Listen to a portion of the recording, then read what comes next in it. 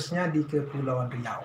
Oke, saya adalah Nelson Sikumbang, musisi dari Ranah Minang, tempat tinggal di Kota Batam. Ya, berkemungkinan Anda belum tahu dengan saya, dan mungkin juga sudah tahu. Ya, kalau memang tahu, alhamdulillah. Kalau tidak tahu, saya kasih tahu ya.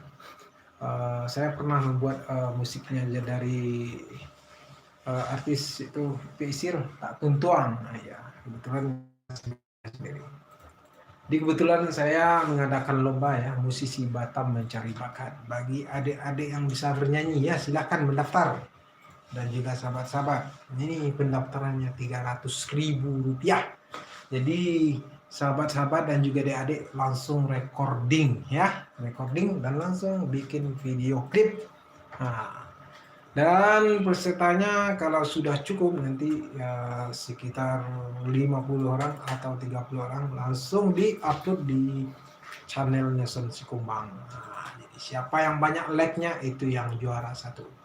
Kebetulan pialanya dari Bapak Gubernur ya, Pak Gubernur Kepri dan juga Wali Kota Batam. Jadi kita minta sponsor sama pemerintahan supaya acara ini lebih besar lagi. Jadi kesempatan untuk adik-adik mengikuti lomba tersebut. Jadi itu aja. Assalamualaikum warahmatullahi wabarakatuh.